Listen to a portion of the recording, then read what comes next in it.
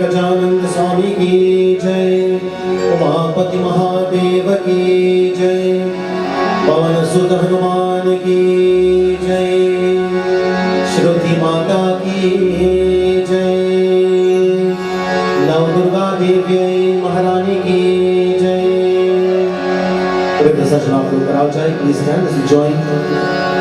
This is the second night of our 7 nights Gyan Yagna, visualizing the beautiful form of our Lord God, Bhagwan Shri Ganesh. Once again, we pray that may He guide us through each and every moment of our lives, that we be blessed to overcome any obstacle that may cross the pathways of our lives.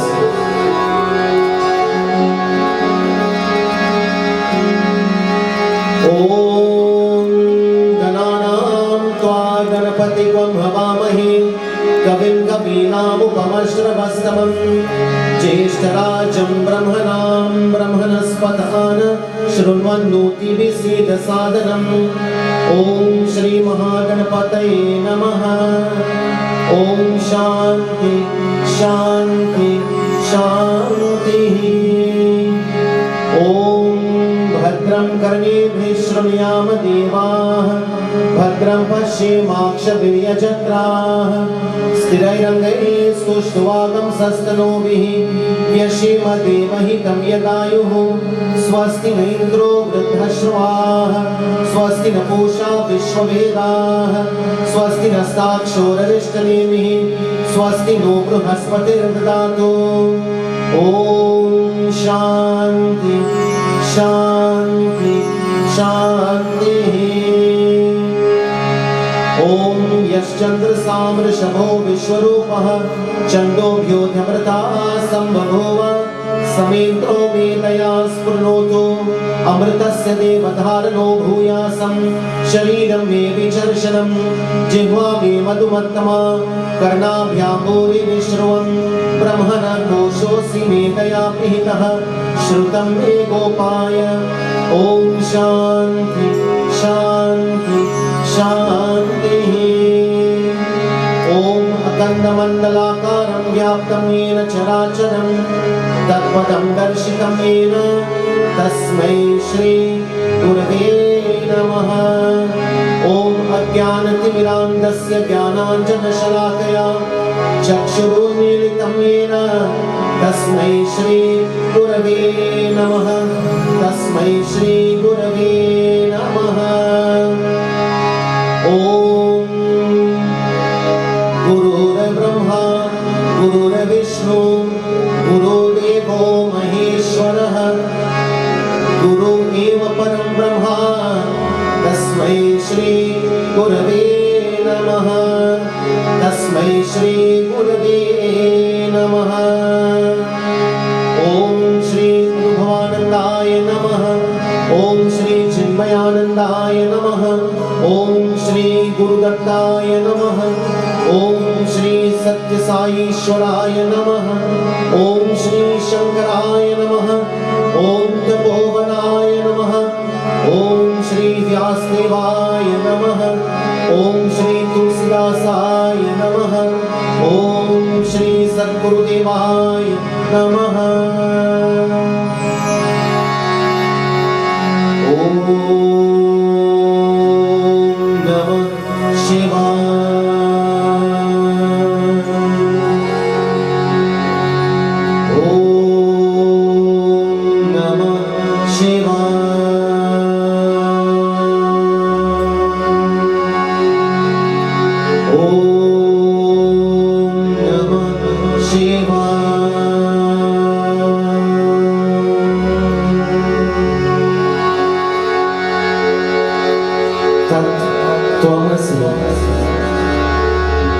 That thou art Aham Brahmasmi. I am the Supreme Brahman.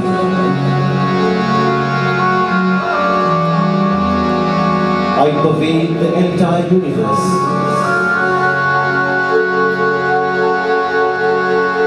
The world of duality is present in me. अयमात्मा Brahma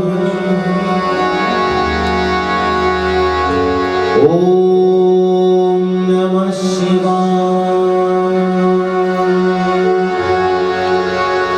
Salutation to that Supreme Brahman who exists beyond what our mind can perceive. We now shine the light to dispel the darkness of ignorance that may cloud our vision of this truth.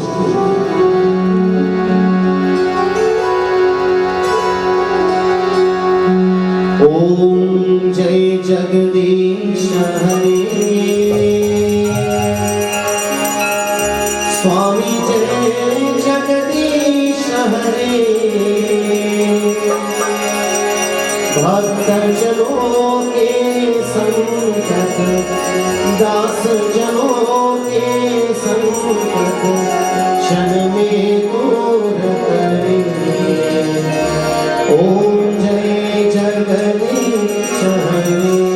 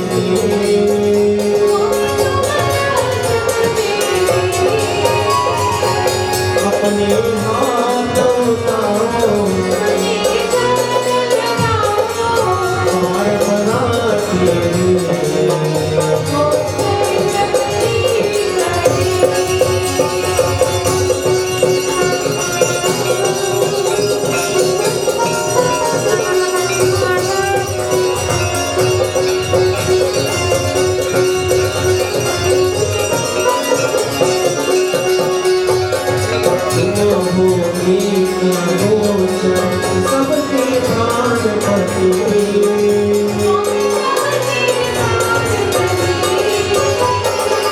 सभी तुमको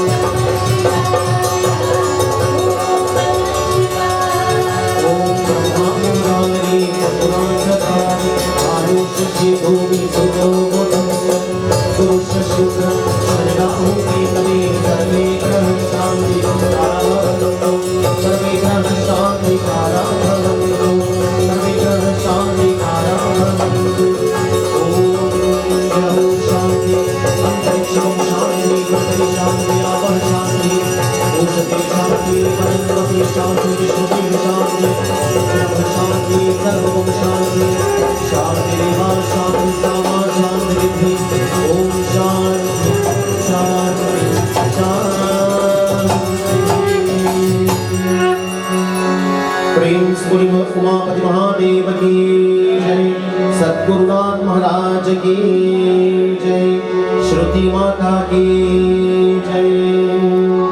आसन पर बजाइए, please be seated.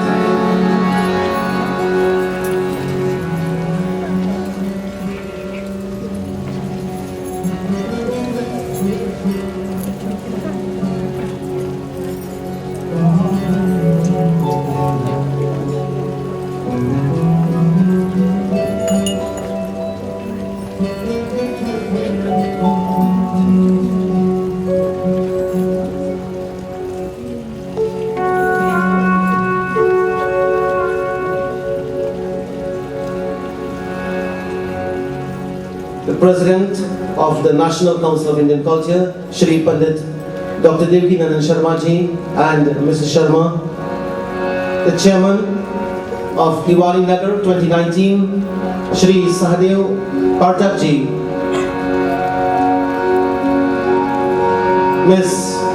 Chandrakala, the one who is responsible for organizing this yagya and putting everything into place for this yagya 2019, executive members of the National Council of Indian Culture, members of the Chinmaya Gyan Kirtan Mandali, our beloved Shrotas of the Krishna Shiva Mandir of Endeavour. We would like to welcome you once again for lending your support to this institution, the NCIC, annually. And on behalf of the President and the executive team, as well as the youth arm, we want to say thank you, devotees of Endeavour, Krishna Shiva Mandir. May Bhagwan continue to bless you and your wonderful families. Thank you for making the sacrifice annually to be part of this wonderful tradition in terms of this yagya. May God bless you. Our beloved Pandit Vinesh Ji Maharaj, our Pandit Vishal, Pandit Devendra, Pandit Devnarayan Ji, other respected Pandits, Sadhus, devotees and children of God. It is with great pleasure once again, my friends, we would like to welcome each and every one of you who have come to join with us on this, the second night of our 7 nights Gyan Yagya, where the theme this year is Grantha. Last night we had an introduction as to what is the deeper meaning of the word Grantha. It's not just a book, but it's that which, my friends, which will help us to elevate ourselves from this world of duality and this world of plurality to pure consciousness, to realizing our true nature and to realizing who we really are. The knowledge contained in these sacred texts is to lift us from bondage and to free us from ignorance. This is the only reason why, my friends, we worship. And in Hinduism, you will see where we always would worship our books, and we encourage our children to do namaskar and to worship Saraswati Mata through the books, because the book is not just ink and pages. It is divinity existing in the form of the knowledge in these books that we study. And we're not talking about only the scriptures, but we're talking about all books in general. And so, friends, tonight our discourse will continue from the golden pages of the Upanishads. Tonight we will look a little bit on Ishavasya Upanishad, the invocation verse, and maybe the first verse. We'll also compare with the Bhagavad Gita to see the comparison between the words of Bhagavan Krishna and, of course, Shruti Mata and the revelation of the saints and sages through the Ishavasya Upanishad. And so tonight, once again, we welcome the media, our brother Chris Singh on Akashvani 106.5 FM, awakening the mind and spirit. We'd also like to welcome Sanket Television, we are live tonight on Sanket Television, and we'd like to welcome all the viewers on Sanket TV. We'd like to say thanks to Shirley Didi, Omkar, and of course, Mayor Ramesh. Tonight also we are live on 101.7 FM. We'd like to welcome the team here tonight, and may the blessing of Bhagwan be upon you, and of course all those who are tuned in on 101.1 FM. We also, on the first and finest 103.1 FM, we'd like to welcome listeners on 103, and of course Pandit Kuldeep Ji Maharaj and his team this evening. We'd like to express gratitude to the corporate sponsors of all these various media houses, that may the blessing of God be upon the management staff of the various companies who are using their hard-earned financial resources in this economic difficult times to keep the light of Sanatan Dharma burning. May Bhagwan bless you, the management staff of the various companies. We are also live on Facebook, so we'd like to welcome those on Jivan Tattva with Pandit Abhedanand, and we'd like to also welcome the Facebookers on the Akashvani Facebook page. We'd like to say special thanks to Nirmala Ji and of course the Kavita Ji for doing this service. My friends, today being Monday, we prepare ourselves for our invocation, and we would like you to think of Bhagwan Shiva today. It's Somvar. He is called as Someshwar.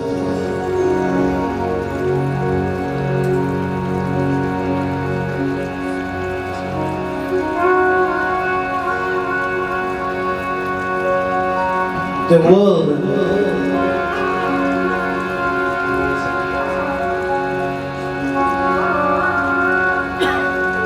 exists in the mind.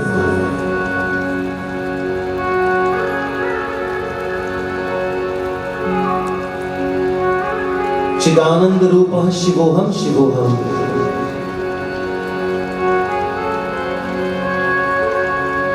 Tell yourself tonight, I am a pure soul.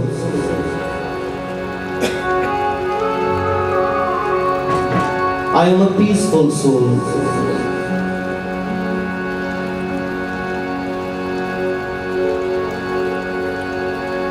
I am a blissful soul.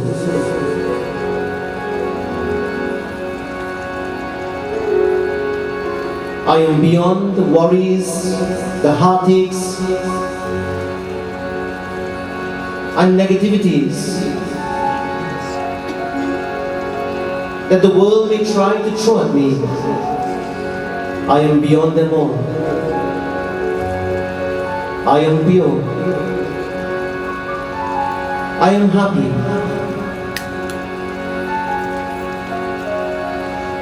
I will not allow the dirt to contaminate my mind. I will not allow the dirt of the world to contaminate the truth that I am, says the Upanishad.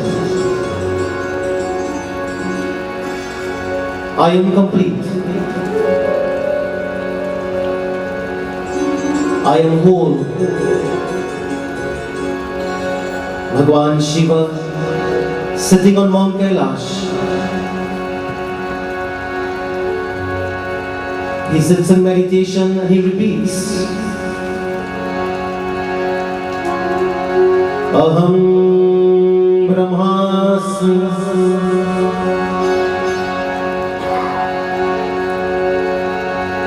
Aham Brahmasmi,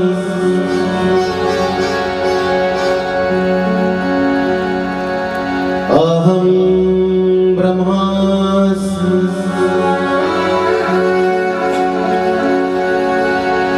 Aham Brahmasmi, Aham Brahmasmi.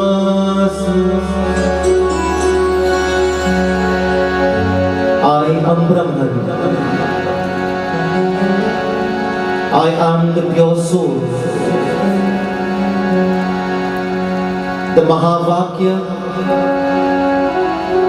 or the great statements of the Upanishads,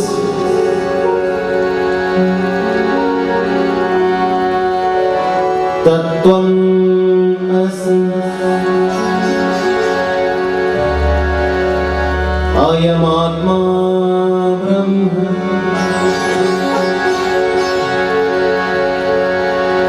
The Mahavakya are great statements of truth.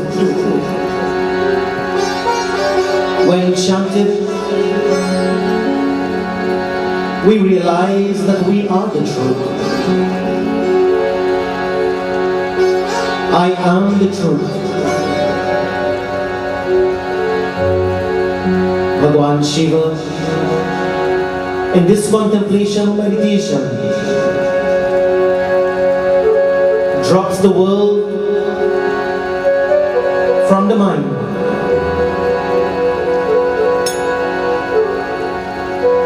and he meditates upon the Mahavakyas. The devotees cannot comprehend where Bhagwan Shiva is.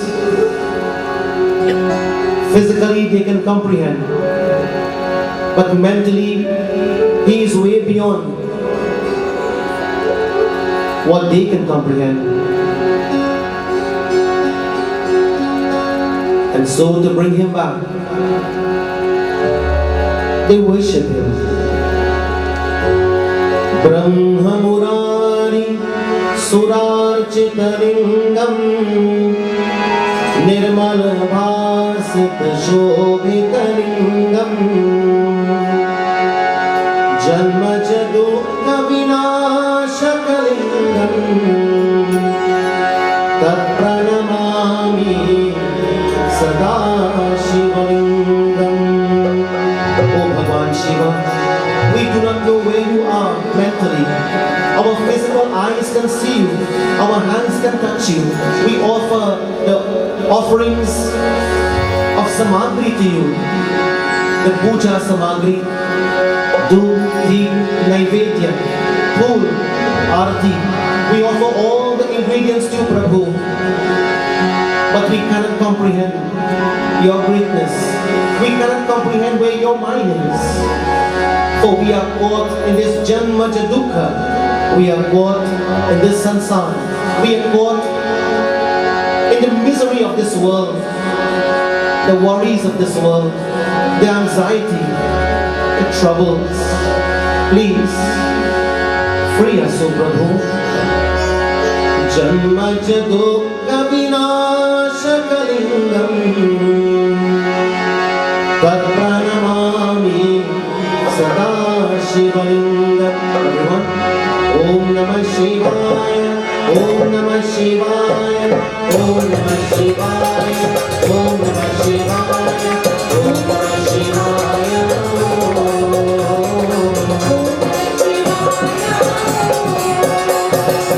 Devuni Prabhararchitalingam Amadaham Karunakalalingam Pravanadar Pavinashalingam Tatpradamami Sada Shivalingam. Om Namah Shivaya, Om Namah Shivaya, Om Namah Shivaya, Om Namah Shivaya, Om Namah Shivaya.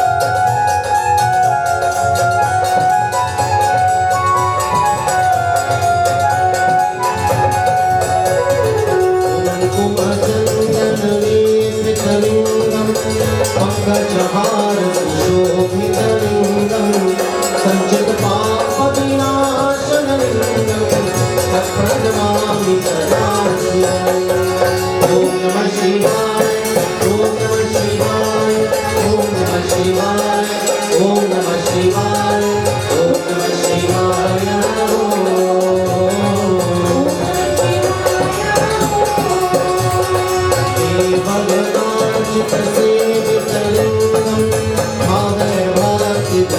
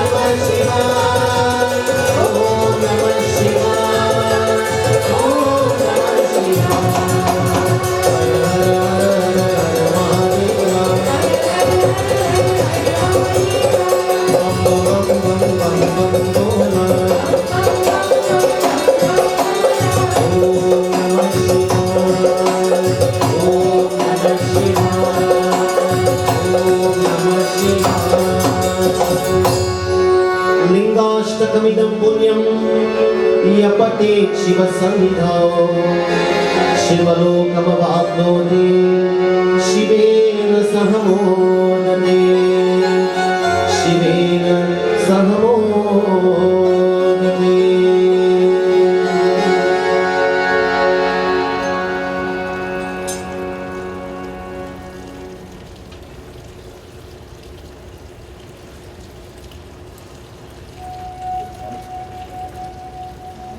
Last night we saw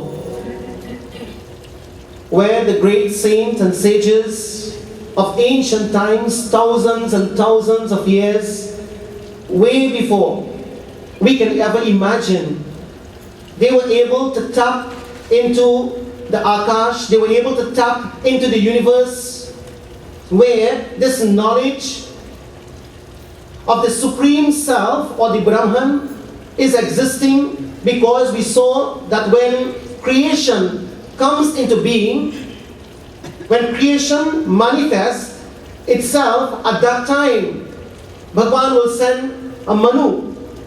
Each Manvantar has a Manu. Each age has, my friends, that scholar who will divide and who will put the codes of ethics and conduct, etc., for mankind to follow. So this knowledge is in the universe. It's in the Akash, and the only time that we can tap into that source of knowledge is when the mind is quietened. The only time we can tap into the knowledge that is in this universe is when the mind is quietened. So even though it is there, the ordinary people cannot receive that knowledge because our mind is too preoccupied and busy with the worldly affairs, attached to the things and the beings of the world, and as a result of that attachment, the mind now, my friends, experiences sukh or dukkha. The mind experiences the various emotions. The mind experiences what is, the raga and the dvesha, and the mind is swinging in all different directions. Hence, a mind that is not quiet cannot receive that intuitive knowledge that the universe is offering us. Now, we also mentioned last night that even though God is in front of us, or the scripture, we have so many there, or the scripture might be in front of us, or the scriptures might be in front of us, whether it's the Ramayana, the Bhagavad Gita, the Upanishad, etc., my friends, or the Vedas, it does nothing for us. It will do nothing. So you can have the Ramayana, wrap up in a nice cloth in your home and say, no, Baba, I have Ramayana. My friends, sometimes when you go to the yajna, you will see devotees at the beginning with the ecstasy and the vibration of the drums will put the Ramayana and the scriptures on their head and they will enter the Yagashala because the book itself represents Bhagwan. The book itself represents the Lord, and you are walking in with this on your head and you are creating that vibration. But you see, that is not all. One thing I want everyone to remember, my friends, the knowledge in there must not be on the head. It must be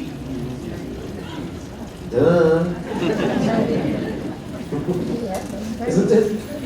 Do you want it on your head or do you want it in your head? In your head. Friends, when it is in our head, then it will trickle down to the eyes. It will trickle down to the ears. It will trickle down to the nose. It will trickle down to the mouth and the tongue. It will trickle down to the different organs of our bodies. That is the organs of perception and the organs of action. And now the senses will be functioning with knowledge rather than ignorance. What you call the knowledge will then trickle down to the mind from the intellect. And my dear brothers and sisters, now we will be living not an educated life, we will be living an intelligent life. There is a big difference between living an educated life and living an intelligent life, because there are many people who are educated but not intelligent. And the people who might be intelligent may not be educated.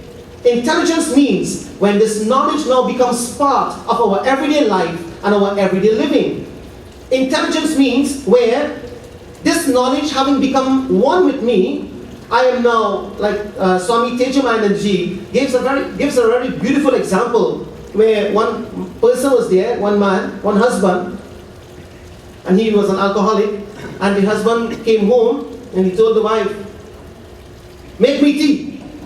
Because he's drunk, so he's shouting, make me tea.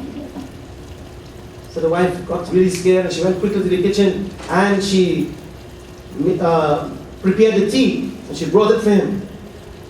Sat down on the table. And you know, when you're drunk, you cannot juke. He moving side by side. He took the cup and he tried to get. Finally, he took a sip and he slammed the cup on the table and he yelled at her, don't you know I drink sugar in my tea? You fool. She said, hon, it has sugar. He said, you think a drunk? She said, but I put sugar in it. He said, but if you feel like drunk, you come and taste it, and he pushed the cup aside. She stayed where she was in the kitchen and she told him, in the cup there is a spoon.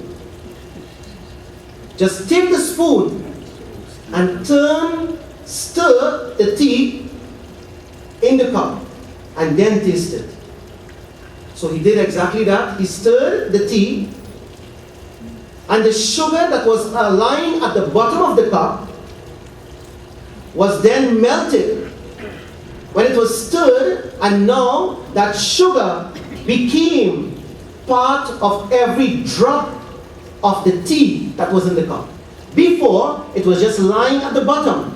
But when it was stirred, then it became, my friends, one with every drop of the water and the tea bag in that cup. Now when he tasted it, just a few minutes ago, he was saying there was no sugar. And now after stirring it, he tasted and realized it was sweet. My friends, this knowledge is like the sugar lying at the bottom of the cup of our mind and intellect. It is there. But we have to take the spoon of spiritual sadhana. We have to take the spoon of vivek and vairagya. We have to take the spoon of detachment and discrimination and stir this cup of knowledge that is lying in the universe, that is lying in the akash, and my friends, it will gradually melt and it will become one with us. It is not just about, you see, reading. It is about allowing this knowledge to become part of our lives. And this is where, my friends, last night we gave in fact we referred to Bhagavan Krishna and Arjuna. So Arjuna had Bhagavan Krishna in front of him. He had the Lord. And then when he said to him, this is where we stopped last night, he said to him, Prabhu, Karpanya dosho pahata swabhavaha prachami tvam dharma sammuda cheta yat shreyasyam nishchitam bruhi tanme Shishyasteham shadimam tvam prapannam. Shishyasteham shadimam tvam prapannam. Those two lines are very beautiful, my friends. Arjuna, we mentioned last night, he admitted that I am confused, I am miserable, I am upset, I can't do what you are telling me to do. I am totally lost, my Lord. Shishyasteham, I am now becoming your disciple. I want you to teach me. That is the first step on the spiritual path, where the seeker surrenders to a bona fide guru, a Shri Guru, one who has this knowledge to be imparted to the disciple. And through the Guru Shishya Parampara, my friends, the knowledge will trickle down from the Guru to the Guru, to the Guru, to the Guru, to the Guru, to the disciple who then becomes a Guru. And then like that, it goes down to the Guru Shishya Parampara. Bhagavan Krishna, my friends, when Arjuna said to him, I want this knowledge, I surrender to you, you are my Guru, I am your Shishya. You know what Bhagavan Krishna did? Who can tell me what Bhagavan Krishna did?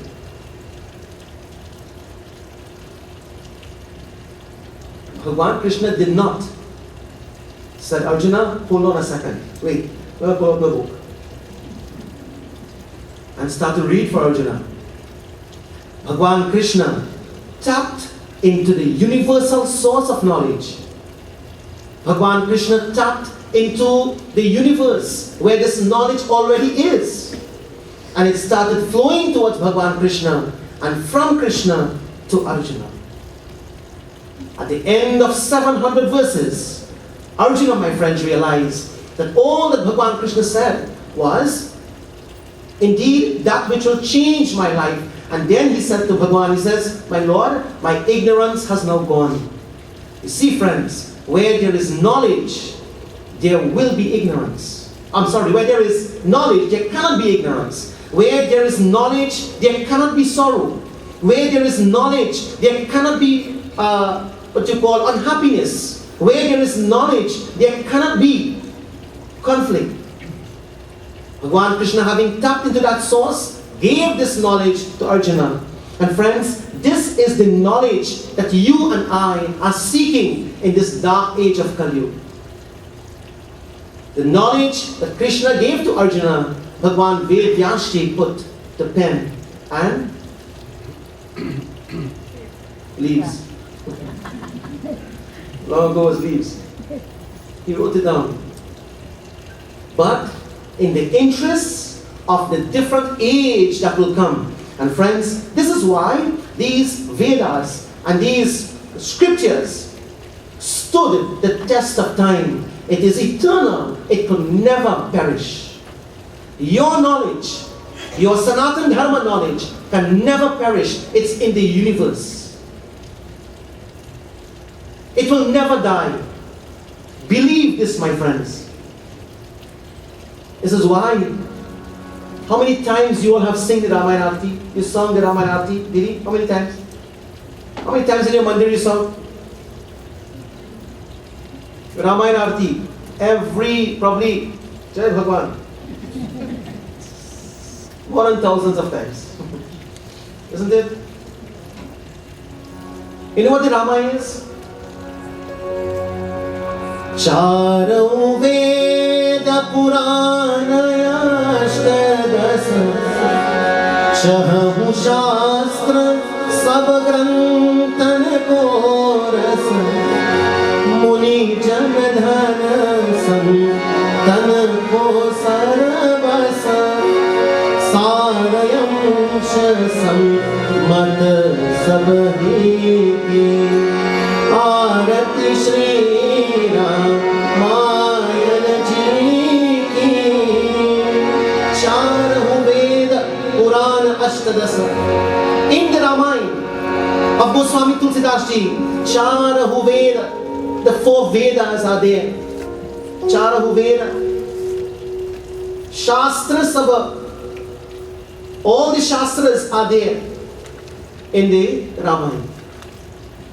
When you go to the Bhagavad Arti, what do you hear?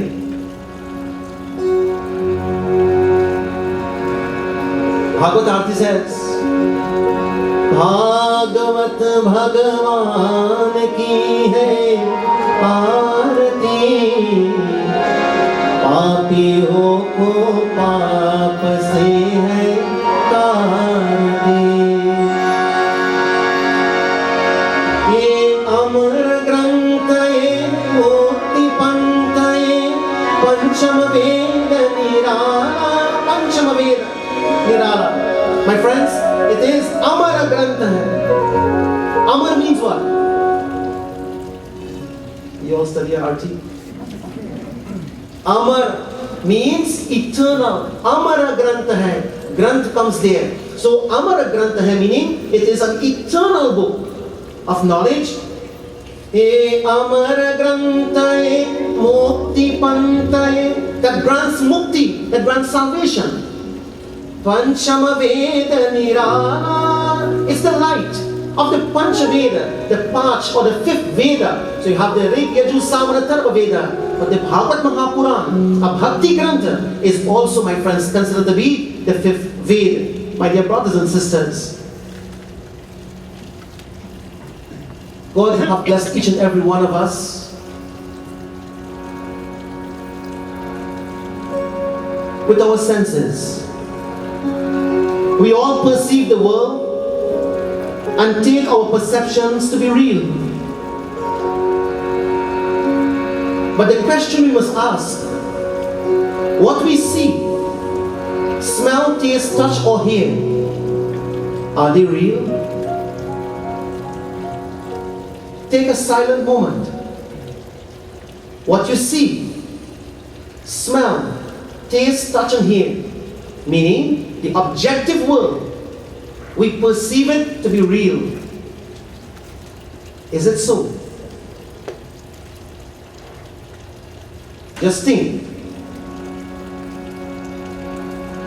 My friends, what we understand of life and the world, is this the complete truth?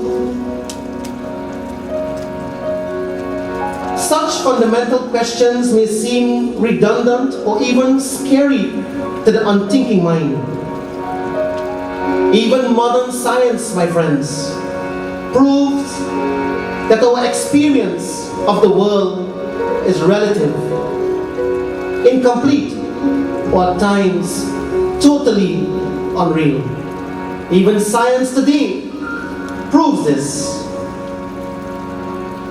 You see, my perceived world is the sum total of experiences gathered through my senses. What I experience, I would have gotten through my senses. What you experience, you would have gotten through your senses. And we all know what the senses are. My friends, does the world appear the same to everyone? When Pandit Vinesh Ji looks at the world, and when President Ji looks at the world, and when Nadira Ji looks at the world, and when you look at the world, the question is, do we, my friends, see the same thing in the world? When you look at me, and you look at me, and you look at me, everybody who looks at me may see something different. Some people will say, oh, he's so nice. Some people say, I hate he bone. Some people will say, well, it doesn't matter. I don't have to like, I don't have to dislike you. Just there. Everybody will perceive, not only me, but everybody perceives the world according to their senses. Friends, be very attentive. Remember what you perceive in the world. It's according to what you have inside of you. Your senses are functioning, and that is what you are perceiving. My friends, the world, let us go to the lesser fortunate lives. The world to an ant. Imagine what a little ant will think of the world when she walks through the world. When she is walking from here to here, she thinks, oh my God, I have to walk so many miles. But she is only walking according, for the human being, less than 1 foot. But she is thinking, I'm walking miles. Think about the life of an animal. My friends, for example, the elephant. When the elephant walks through, what is the elephant perceiving from the world? Brothers and sisters, when man walks through the world, how do they perceive the world? And this is something I always ask, when I see a child, when you see a baby, and you look at the baby and they are so innocent and sweet and they are just looking around. Have you ever wondered what they are thinking? They are looking at the world, innocent and sweet as they are, and I'm wondering what they are thinking. When they look at that light, what they are perceiving from the light, when they look at the decoration, maybe the attraction of the colors, maybe, oh, Baba is sitting under a tree. Wow, he's in the forest. And the child will be amazed. She will be amazed with the light and the decor. When a human being looks at the same thing, what comes to the mind of the human being? Friends, the world appears different to each individual because every one of us, we think differently. The object might be the same. What about when a blind person, God forbid, imagine when a blind person, my friends, is hearing about what you are seeing. What is going on in his or her mind? Imagine when what you call a person who is deaf, who can't hear, but they are seeing, and they are wondering, what is the Pandit saying? Well, thanks to sign languages, we can understand now with modern teachings, my friends, but they are wondering. They will miss probably the core. They can't perceive what you and I are perceiving. So the blind or the deaf person, friends, they are dead to 1/5 of our experiences. He or she lives in a world without forms and colors, or without sound. And moreover, my friends, if we were to add an external instrument to our organ, the world would be different even to us. It will be magnified. And so, my friends, even if I look right now, if I look at my hands, I will say, I took a bath and I came here this evening, and I'm sure you did. But how many things I touch on my way? And under the microscope, my friends, there are living germs on my hands. Yours too. You watch me like, so every one of us, my friends, we touch something unknowingly, or maybe knowingly, and we're not thinking, but the germs comes on. You sneeze, you are in the company of someone and that person sneezes, the germs come, but you can't see it. It is there. Brothers and sisters, under the microscope, it is perceived all the bacteria. Furthermore, my friends, the likes and the dislikes of my mind, according to the moods of my mind, when I perceive the world, my mood will influence what I perceive and will bring a different message to me. I become blind, you see, I become blind to the faults of the one I love and see the bad in the ones I don't love. If you don't like me, friends, they say, if you don't like me, all you will see is my faults. Isn't it? When you don't like somebody, you always see their faults. You try to, everything that person does or everything that person says will be a fault. But it's not that the person is at fault. It's because the person who is looking at that person is at fault, because his or her mind is now affected by raga or dvesha, likes or dislikes. When you like someone or you don't like someone, that is what you are looking through. If my glasses is clean or my glasses are dusty, well, that is what I'm going to perceive. So I need to clean my instrument. Now we are coming to a very important point. Brothers and sisters, remember, when you love someone, it doesn't mean to say that that person is perfect,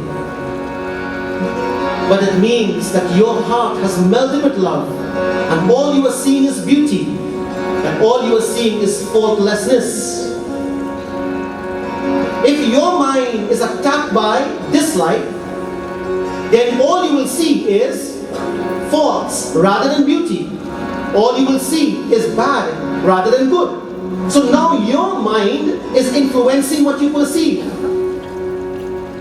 Your mind is influencing what you perceive. And not only at the level of the eyes, but at the level of the five senses. So whether it's the hands, leg, rather the eyes, ears, nose, the tongue, or the skin, it influences. So we are being influenced from the inside out. We are being influenced from the inside while perceiving the objective world. So my intellect too adds to my unique experience of the world by its own way of judging and analyzing. And so, my friends, this adds to the cultural differences, group pressure, newspaper and TV influences on a person's life, and we realize that each of us perceive and understand the world in our own subjective way. It's a subjective experience. And my friends, from a particular standpoint, the world appears one way, but from another standpoint, it changes. Friends, appearances changes too. So when we perceive, what we perceive is acknowledged by us, it is not, my friends, at all real, but it appears to be real. I am only perceiving the object of the world based on my mood, based on my mind, based on my intelligence, based on my experience. I narrow it down to me, myself and I. And so, my friends, what appears to be in a particular way, due to the limitation, defects, qualities of nature, the instruments through we experience it, is very, very important. And so, knowledge of an object, or knowledge of objects and phenomena of the world, the Jagat, is not the total understanding of life. You see, what we are perceiving out here, this is not really the entirety of life. It's not the life complete without knowing the knower of life, without knowing the knower of the Jagat. So you have the Jagat, the world, and the knower of the Jagat. That knower of the Jagat is who? Can anyone tell me? Who is the knower in you? The Jagat is there. The world is there. But there is someone in you who is perceiving this Jagat. And that knower is called the Jiva. So the Jiva, Jagat, two things are there now. The Jagat, the world, and the Jiva is the one perceiving the world through the senses in this body. Jiva and Jagat.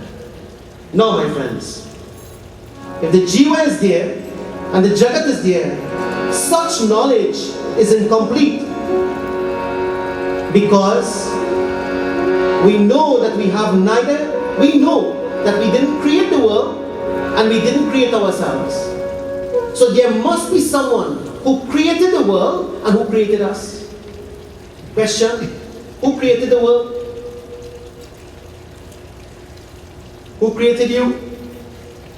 Mommy and Daddy. Who created Mommy and Daddy? Dear Mommy and Daddy. Who created Aja Raji or Nana Nani? Dear, and we can go back and we see cause and effect, cause and effect, cause and effect. Which comes first, the chicken or the egg? Cause and effect. My friends, the Jagat is there. The perceiver of the Jagat is there, the Jiva. And who made the Jagat, who made the world, and who made the Jiva? It must be Ishvara. Because the world can't create itself, the Jiva can't create itself. There must be someone that created both of them. And that someone is called the Ishvara.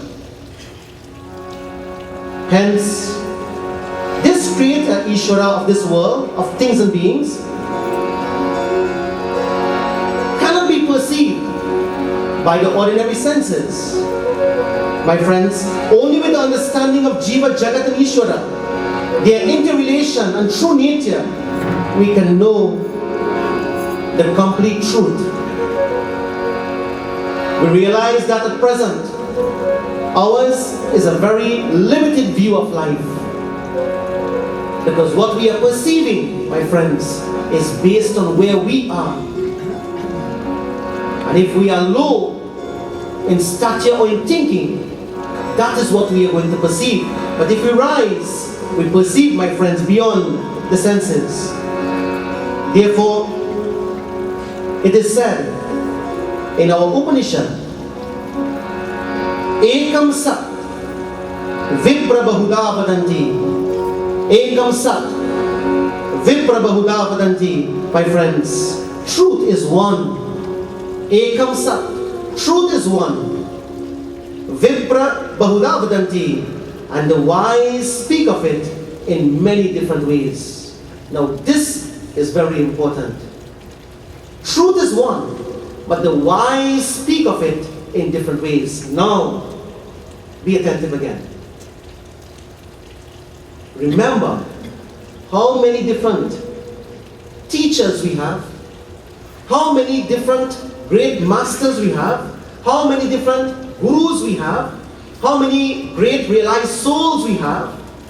But remember, each of them will perceive the same truth according to where they are spiritually. Hence, so many different scriptures. Because every one of them now are excited about their experiences of this truth, and they will write according to what they experience. The experience of you, in fact your experiences and my experiences might be different. So I will record my experiences, you will record your experiences, the commentary will be different, but the objective, the goal will be the same. So this is why we have so many scriptures in Hinduism, where all these different great masters, my friends, through their intuitive, what you call meditation and realization, experience this Ekam Sat, this one truth. But they, having experienced it, they speak about it differently. Because one teacher will explain physics in one way, the second teacher will explain the same topic in physics in a different way. One person in mathematics will explain the subject matter, algebra for example, in one particular way, the student will grasp it. And then the second teacher will explain the same algebra and he doesn't know what he is doing and the children are more confused than him. You see, my friends, Ekam Sat, the answer to the mathematical problem, supposed to be the same, regardless of whosoever teaches it. Unless you're an accountant. Well, Vishal accountant, you know.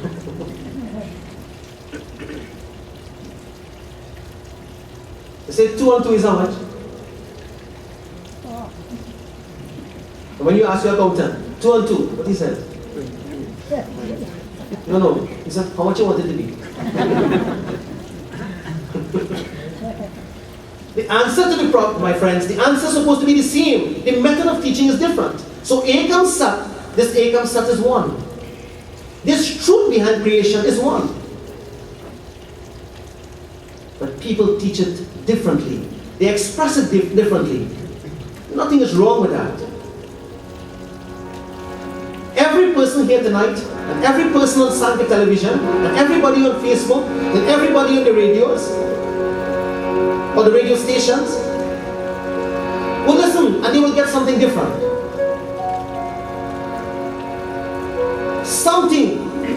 Somebody, each individual will grasp something different. Something strikes out at me. Another person will say, this strike out at me, that strike out at me. Some people say, Baba, everything was for me. My friends, remember, it's where you are. That is what you are going to perceive and receive and remember. It's not what somebody else is doing.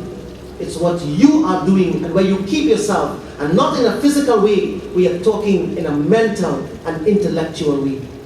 So, Ishavasya Upanishad. It is said, my friends, that this truth that we are trying to conceive or perceive or experience or realize is there for everyone to experience. But you know what happens? You and I are too caught up. Where we are caught up? आज अंधेरे में है हम इंसान, ज्ञान का सूरज चमका दे भगवान। आज अंधेरे में है हम इंसान, we are in darkness. So every Upanishad begins with a prayer.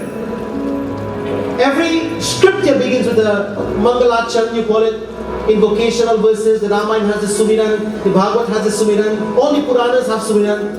The Upanishad, my friends, they have Shanti mantras. And at the beginning of the study, it is said that we acknowledge that we are covered by this ignorance and we want the light. Gyan ka suraj chamka de Bhagwan.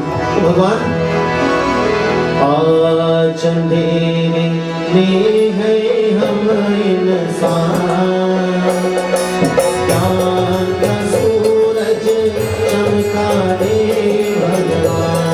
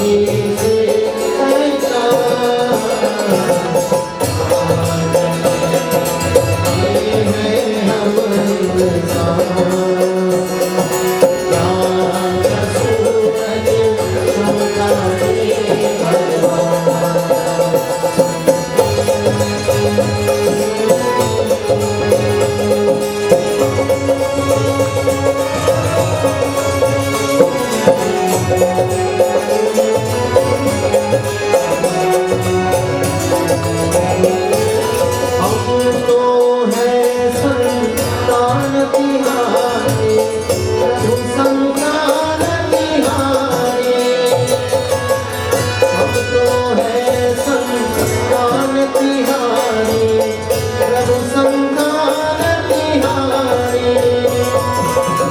तेरी दया के हम अधिकारी प्रभु है हम अधिकारी अधिकारी means the student the seeker the one who is seeking this knowledge the one who wants this knowledge to be revealed to him or to her to experience this knowledge my friends हम हैं अधिकारी दुनिया होवे सुखी हमारी दुनिया होवे सुखी हमारी सारे परदान सारे परदान आज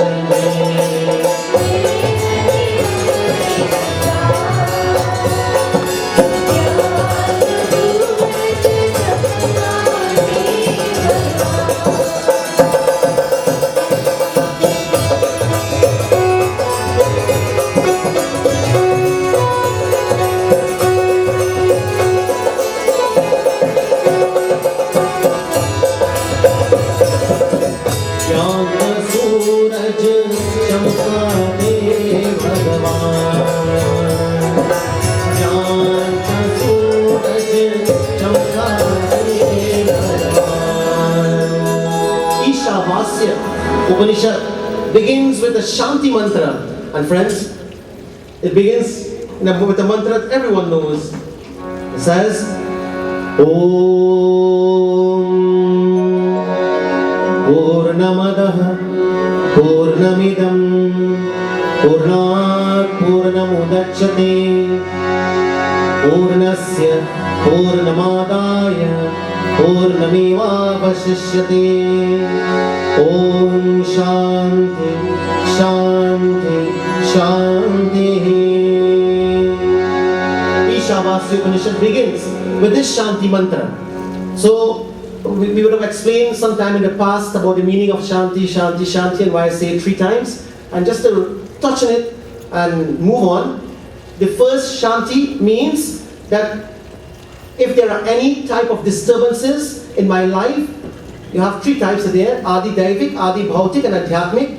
If there are any type of disturbances for the first Shanti at the phenomenal level, like lightning, thunderstorm, hurricane, volcanoes, as I chant this Om Shanti, the first one, Prabhu, may that type of phenomenal disturbances not affect me. Second Shanti, if there are any disturbances around me, any negative vibration, any negative energy, if anyone has negative intention towards me, Om Shanti. Prabhu, let this vibration of peace and this energy of mine that is peaceful go to those around me, that will create an environment of peace. Second Shanti. And third Shanti means Om Shanti, the third one. If there are any disturbances within me, which is the most dangerous type of disturbances, the ones that are within, Prabhu, Om Shanti, the third time. Let that disturbance, let the worries and the anxiety and the frustration and the depression that is within me, if any at all, God forbid, inverted commas, let that, my Lord, be dispelled as I chant Om Shanti. So the Om, the Shanti itself is a mantra by itself. That's why it says Om Shanti. You don't just say Shanti, you say Om Shanti. So it becomes a mantra. Now my friends, Om Purnamadaha Purnamidam Purnat Purnamudachyate. You know, at the end of every yajna, at the end of every puja, your guru will chant this particular mantra, and the final Purnahuti will be offered into the sacred fire. Meaning that the puja has been completed, we have completed our worship, and if there are anything that has been done, God forbid, incompletely, unknowingly or unknowingly, with this mantra, let the puja or the yajna become complete. Om Purnamadaha, Om Purnamidam Purnat Purnamudachyate. You see, my friends, the word Purna itself means whole. So Om, the Supreme Brahman, Purna means whole, Purnama Ada. Ada means that. Purnam, whole again. Idam, this. So that is whole, this is whole. Purna, from the whole. Purnam, the whole. Udat Avashishyate, becomes manifest. Now be very attentive and think as we are saying it. From the whole, from that whole, this whole, W-H-O-L-E, became manifest. So from the whole, that whole, this whole has become manifest. Purnasya, from the whole, Purnam, the whole, Adaya, is negated.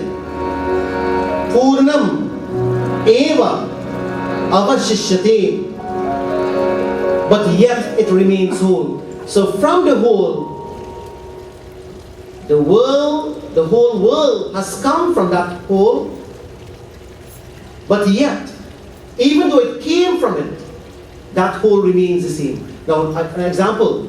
For example, if you have a seed, an avocado seed, and you have that, and you go to plant that seed in the soil, so you plant the seed, my friends. When the seed shoots out and becomes a sapling or a seedling and eventually into a tree, I want to ask you all the question. What happens to the seed? But we don't know because it didn't take up back the root. Isn't it? You can't, what happens to the root, the seed? When a coconut, when you plant a coconut in the ground, and it shoots up into a tree, what happens to the husk and the knot inside of the husk from where the plant came? My friends, everything gets absorbed into the soil, decay away, and the roots from the plant that came out of the knot itself, that now takes the, what you call, shoot into the ground and holds the tree up. So the knot, the seed, gets destroyed when something came from it. Now be attentive. The Purna, the world of truth or the world of Brahman, from which this objective world came, remain as it is. So the seed of the world remain as it is, with absolutely no changes. So Purnamadaha Purnamidam, from the complete, the world came, complete world came, and remained complete. And from this complete world, back to the complete Brahman, it shall return. This is the teaching of Sanatana Dharma or Hinduism, where Shruti Mata tells in this Shanti mantra that, my friends, the complete remains complete. It is not like a seed. But the thing is, this world, in the first mantra of the Ishavasya Upanishad, Ishavasya Sarvam Yat Kincha Jagatyam Jagattena Taktena Punchitaha Magradakasya Sudanam. This mantra is telling, in the first Ishavasya Upanishad, this mantra is telling us that the world is complete. Ishavasya Sarvam. Everything in this world is God. Now friends, I want to ask you all a question. Do you believe that? Every object in this world is Brahman, Bhagwan. Because from him, everything came into existence. Everything came into being. And everything becomes like every drop of the ocean, every drop of the water of the ocean is ocean. True or false? Every drop that comes from the ocean is water or not?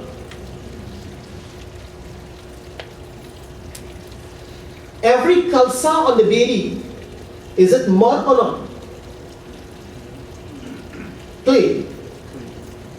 My friends, when you took the earth to make the kalsa out of the earth, did the earth become less?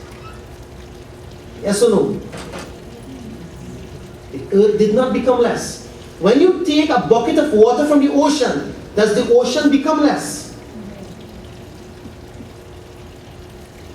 In the same way, when this universe came from, when this world and the different worlds came from that Supreme Brahman, and the world that we know is just this small world we live in, with 7 continents and etc. etc. So we know this world, but beyond this world, there are many universes, there are many worlds beyond what we can comprehend or beyond what we can imagine. And from that Supreme Brahman, this entire world came. So Purnamadaha, Purnamidam Purnat Purnamudachyate, meaning that from that complete whole, this world came. And the amazing thing is, that complete whole was never negated, it never perished, it never got destroyed, it remained. And from this world will eventually return to that Supreme Unmanifest Brahman. But what is important for us to note now, every aspect of this creation has Brahman in it. Every being in this universe is Brahman. Every object in this world is Brahman. But, this is a big capital but, my friends. We don't see Brahman, we don't see God in the world because of where we are mentally, because of where we are intellectually, because we are caught up and we are lost in our own frame of mind. We cannot, or we will not, or we are blinded by perceiving Bhagwan, Brahman. From the Bhakti standpoint, Bhagwan. From the Vedanta standpoint, Brahman. From the Gyan Vedantic standpoint, Ishvara. We cannot perceive this because of where we are. We are clouded, our mind is clouded by all the raga and all the dvesha and all the likes and all the dislikes and all the whims and fancies that we are caught up in. We can't see it. But an example is, or rather, before we go into example, this world, my friends, even though every object in the world has Brahman, is Brahman, we don't see him because we are clouded by ignorance. And the world now, in the darkness that we are in, that we have gotten lost in, the weary traveler misunderstands the wayside post to be a ghost. You know, imagine a person walking down the road in the dark. And while you're walking in the dark, a little distance, like from here to where let's say Mira did it down in the back. So from here down to the back there, I am seeing a ghost. And I am alone walking down this dark road. Imagine you walk down the dark road and you see this ghost. What you'll do? Man, Jai Bhagwan, I turn around and see you speed up the road. But you have to go home. Like 2 policemen were there, right? So 12 o'clock in the night, they said that time ghosts and hills come out, you know. So they saw a man walking down, his car shut down, and he had a, what you call, a coffin, a casket on the back of the van. So he was going to do a late delivery. They had a funeral next morning. But the van shut down 12 o'clock in the night. So he now took up the casket on his shoulder and he walking going to the customer. So 2 policemen said, let me go make some fun. So 2 policemen went and they said, hey myself, where you going? We have to charge you. You thief somebody's casket and you're going, we'll issue you a ticket. Man, so got a ticket, man, this hour night? Where you going? Sir. I didn't like where they put me, so I'm moving. Two policemen shoot out.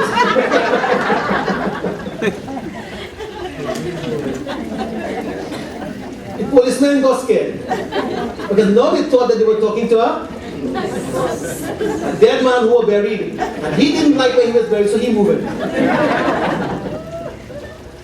So they planned to scare him, but he scared them. So imagine you walking down a dark road, and friends, you are seeing this ghost. You either do one of two things. Continue walking, or change direction. But you can also, let us say, you continue walking, and you're trembling and chanting Hanuman Chalisa, Bhuta Pisachani, Kachanahi Ave, Mahamiri Javan, Namasunave, and you're going down the road, man. And going closer to the ghost. Hanumanji, he say, what happened to this devotee? Why are you calling me so much? Bhuta Pisachani, Kachanahi Ave. And when you reach close to the ghost, you put on your flashlight and realize it's a post. So from the time you turn on, it's an instant realization. From the moment you turn on your flashlight, the ghost that you were seeing turns out to be a post. No longer a ghost. My friends, before you realize it was a post, how were you feeling? Scared, anxiety, frightened, anyhow you want to call it. But from the moment you flash the light on the post, on the ghost, and you realize it's a post, instantly a breath of relief. Oh, thank God. Hanumanji is really. The ghost gone. Hanumanji made the ghost a post. Instantly. My friends, just as instantly as we realize the post, rather the ghost gets converted into a post in a second, that realization we feel relief. In the same way, my friends, when we realize the Supreme Brahman who is in this world, permeating every object of this world, now we are in darkness, so we don't realize. We are scared, we are frightened, we have anxiety, we have worries, we have attachment, we have so many confusion happening in our lives. And therefore, because that knowledge is lacking, we are miserable human beings. We are living an existence of misery. But the moment the light of knowledge shines and we realize, I was thinking this world is real, now I realize this world is not real. The Ishvara in the world is real. And from Ishvara everything came. Then, when that knowledge takes place, my friends, there is an instant freedom. There is an instant relief. There is an instant moksha. That realization is called moksha. That realization is called mukti. That realization is called shanti. That realization is called aham brahmasmi. Aham brahmasmi. I am Brahman. I am Brahman. I am Brahman. Aham brahmasmi. That realization, my friends, is that which liberates the Jivatma from bondage back into Atma. So now the Jivatma rises back into that pure state. Brothers and sisters, this world cannot have an existence where truth is not. Vedanta calls the God, Ishvara, what you call Brahman, etc. as truth. So this world cannot exist without truth. And that truth permeates every atom in this universe. And therefore, oh Everyone, let's say together. Om Purnamadaha Purnamidam Purnat Purnamudachyate Purnasya Purnamadaya Purnamevavashishyate. Om Shanti Shanti Shanti. The next time you chant this mantra, I don't want you to chant it and just Om Purnamadaha Thankwadi Puja. Om Purnamadaha Purnamidam Purnat Swaha. I want you to feel the completeness of the Brahman in your experience. I am complete. I am peaceful. I am happy. I am pure. I am divine. I am beyond this world. See yourself as Purna. The Khalsa is very frustrated. Why the Khalsa is frustrated? Because the Khalsa is thinking, I am a small little Khalsa, lost on this big baby. They filled some water in me, and they put a cover with rice, and then they put a diya on top of me. I am so incomplete. And the Khalsa forgot, I am the entire earth. Once the Khalsa forgets, I am the entire earth, that never got less. When she gave the Khalsa is going to remain under burden and pressure. Friends, let's free ourselves from this unwanted pressure. Let us free ourselves from this unwanted burden. See yourself bigger and better, because that's who you are. See yourself not as... Don't allow the pressure of the world and the budget today to make you feel that you have gotten any less. Don't allow, my friends... I didn't even listen to the budget, so I don't know what raise mountain is. But whatever happened, don't allow the pressure of the world to make you feel any less. I want everyone tonight to leave this Yajnashala thinking of yourself, of being in a better position, because you are in a better position.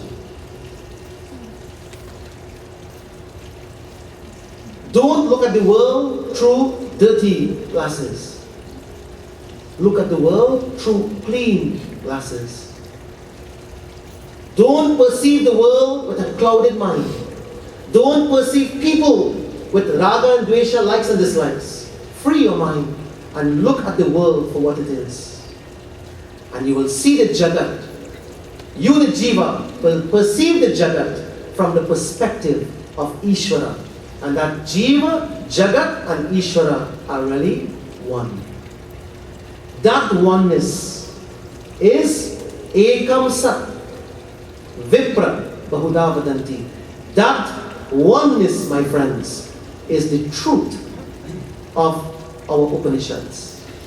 And so, this invocational verse of the Ishavasya Upanishad tells us of this completeness that the Upanishad will be speaking about. But my time is telling me to stop.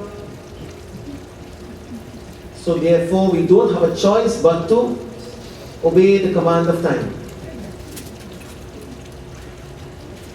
And tomorrow night we shall see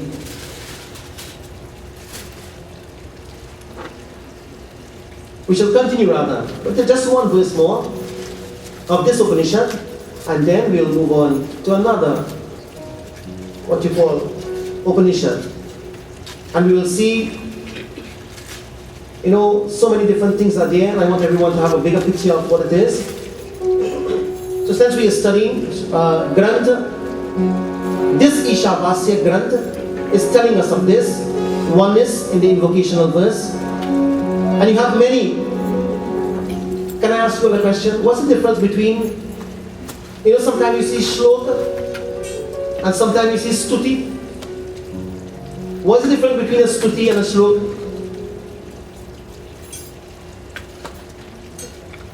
If you want to know, come back tomorrow. O bas ek Ram bolo, Rama bolo, Rama Rama bolo re,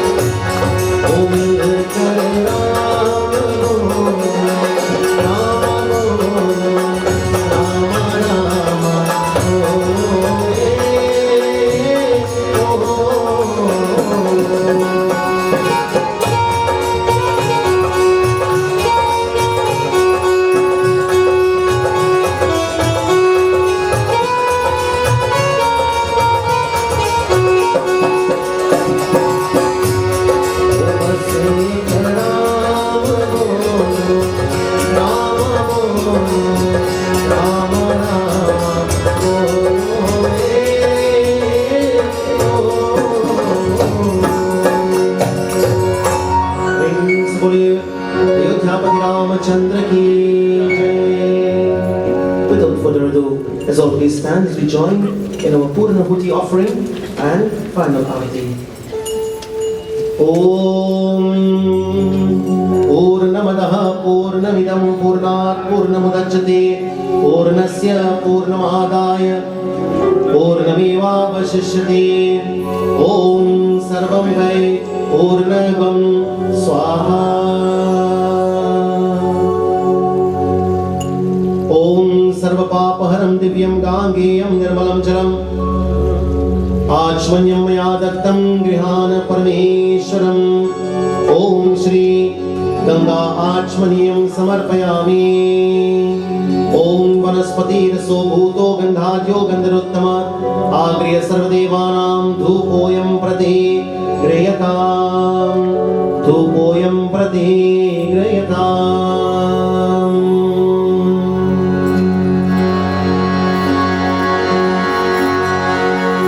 जो ध्यावे पल पावे दुख बिन से मन का स्वामी दुख बिन से मन का सुख संपत्ति घर आवे सुख संपत्ति घर आवे अष्टमी ते तनका ओम जय जगदीश हरे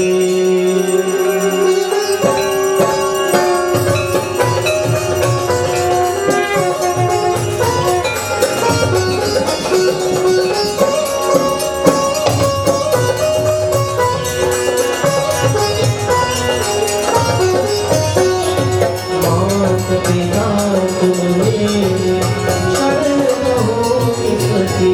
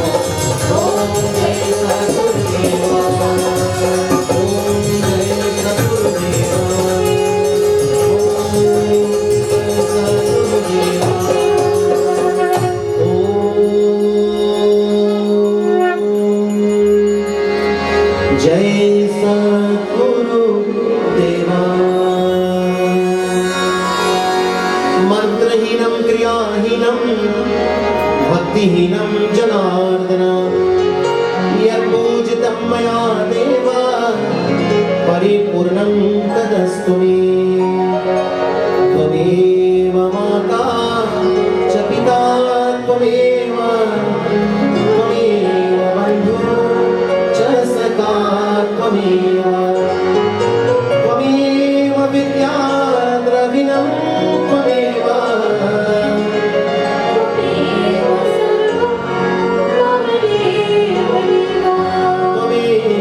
सर्वं मम देव देव। ॐ पूर्णमदः पूर्णमिदं पूर्णात् पूर्णमुदच्यते पूर्णस्य पूर्णमादाय पूर्णमेवावशिष्यते। ॐ शान्ति शान्ति शान्तिः। हरिः ॐ श्री गुरुभ्यो नमः। हरिः ॐ। ब्रह्मार्पणं ब्रह्महविः ब्रह्माग्नौ ब्रह्मणाहुतं ब्रह्मैव तेन गन्तव्यं ब्रह्मकर्म समाधिना। अहं वैश्वानरो भूत्वा प्राणिनां देहमाश्रितः प्राणापानसमायुक्तः पचाम्यन्नं चतुर्वेदम्।